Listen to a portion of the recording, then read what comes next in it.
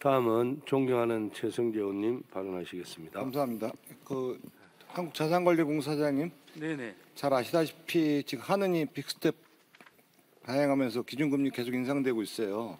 물론 인플레이션이 전 세계 강타하는 것만큼 어쩔 수 없다고 하지만 급격한 금리 인상으로 특히 경제적 약자의 소상공인 자영업자들은 가뜩이나 쌓여있는 대출 때문에 정말 폐업하고 파산하고 상당히 압박받고 있습니다. 특히나 코로나로 인해서 그 당시에 방역에 관련 협조하고 장사를 할래 할 수도 없었던 분들이 지금 직격탄을 맞고 있는 상황인 건 아실 겁니다. 네네. 그렇죠?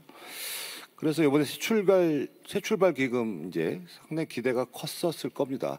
그다음에 뭐 여러 가지 배드뱅킹 얘기도 나왔었고 있어서 특히 외국의 그 코로나 방역에 있던 보상 체계하고는 좀 대한민국이 그동안 있었던 게 좀 지원금 형식으로 나가다 보니까 사실은 어려운 점이 있었습니다. 그 중소벤처기업연구원에서 금리 인상에 따른 부실 소상공인 추정과 시사점 보고서 발간했는데 보신 적 있으세요 혹시? 내용에 뭐라고 나와 있냐면 하느니 기준금리를 3%로 올릴 경우 6만 명의 소상공인 자영업자들이 추가로 한계 사항에 도달한다. 무려 124만 명이 한계 소상공인이 된다. 이렇게 되는 겁니다. 그 전체 소상공인 대비 18%에 해당됩니다. 이 한계 소상공인이라는 게 뭐라고 여겨지냐면은 영업이 이득으로는 이자를 내지 못한 상황을 계속 1년 이상 지속되는 겁니다. 한마디로 뭐 죽을래야 죽을 수도 없는 상황이 됐다는 거죠.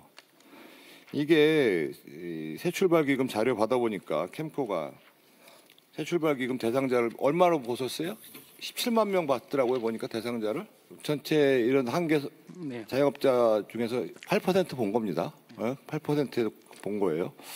근데 부채이자도 감당 못하는 한계 소상공인이 늘어나고 있는데 다중채무자 숫자도 점점 늘어나고 있어요. 그건 통계도 나와 있으니까 현재 계획 수준으로 지금 하시는 내용으로 감당이 될 수 있겠습니까? 지금 저희가 지원하는 규모가 30조 원이지 않습니까? 그리고 또 이것뿐만이 아니고 각종 제도권에서 지금 그 지원을 하고 있기 때문에 당초 계획했던 거는 우리가 이 정도 투입하면 가능할 것이다. 정책 당국에서는 그렇게 글쎄 감당이 될 거라고 생각하시면서 하는 건지에 대해서는 우려스러울 만한 사항이라고 생각하고 또 한 가지는요, 사장님. 네. 이게 프로그램 자체가 체계적으로 명확하지가 않아요. 혼란을 주고 있다는 건 인정하십니까 혹시? 이게 부실 우려 차주, 예. 신보기에서 부실 차주는 캠프에서 나눠서 진행하고 있죠. 이 새출발기금 출범단지 보도자료 보니까 부실 우려 차주를 트랙으로 지원했다가 부실 차주를 트랙으로 이전해서 지원을 한다고 했는데 맞죠? 네네. 이게 채무 조정 신청에서 한도 이게 신청 기간 중 1회만 채무 조정이 가능하다. 네. 이 정도에 조정하는 것 가능하다. 부실 우려 차주에서 부실 차주로. 근데 실제 현장에서 상담사들이 실제 내용과는 다르게 안내하고 있어요. 트랙과 이전도 확정된 것도 사실 정확한 내용이 없어요. 현장에서 받은 매뉴얼에 그런 내용이 없다는 거예요. 이 소상공인들 민원을 제가 계속 받고 있는데 프로그램이 시작한 지 얼마 안 돼서 확정된 매뉴얼이 없다. 큰일 난다 잘못하면 이런 내용들이 있어요. 아시고 계세요 혹시? 그런 이야기는 듣고 있습니다. 매뉴얼이라든지 이런 리플렛 이런 건 다 지금 홍보를 하고 있는데요.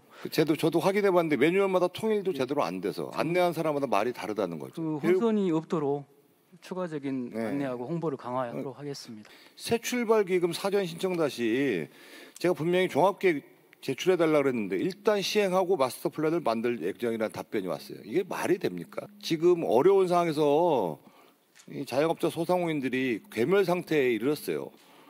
불안해서 정부를 믿고 기다렸고 어찌됐든 간에 국가를 믿고 특히 약자들이고 정책적 약자들이라서 혼란의 연속인 거예요. 이게 한마디로 희망을 빗밟을 수 있는 행태다라는 부분이고요. 잘 아시다시피 부실 우려 차주와 부실 차주의 차이는 너무나도 큽니다. 에? 부실 우려 차주는 카드 대출 사용 가능한 신용도 하락한 거고 부실 차주는 한마디로 사용 불가합니다. 이제 거의 뭐 어렵다는 건데 일단 부실 우려 차주로 신청해서 급한 불 끄다가 정말 희망이 없으면 부실 차주로 희망 회복을 받으려는 분이 많은데 잘못된 판단을 하게 되는 거예요. 그래서 새 출발 기금이 시작한 지 얼마 안 됐고 코로나19로 최악의 위기에 직면한 소상공인 자영업들이 반드시 반드시 필요한 프로그램이라 그래서 국회에서 여야가 다 협조해주고 예산도 증액시켜주고 했는데 상황을 보십시오. 법원 회생을 청구하면은 보통 얼마나 걸립니까? 회생 청구하면은 더 그래도 기간을 하면 3년에서 5년이면 되죠 보통. 네. 물론 여러 가지 행정적인 조치는 있겠지만 네. 새 출발 기금 받으면 10년까지 조정될 수 있죠. 이게 극심. 그냥 빚더미로 수건 돌리기를 계속 하시자는 건지 대출 탕감을 하려면 탕감 정책을 가시든가 아니면은 대출 연장을 하려면 연장 정책을 가시든가 이걸 동행을 해서 하게 되고 현장에서 그러면 고의로 모랄 해저들을 없앤다고 얘기도 또 말을 하면서 여러 가지 장치를 집어넣는 모랄 해저들 조장하는 것도 아니고 명확하게 정확한 사항이 좀 필요한 거죠.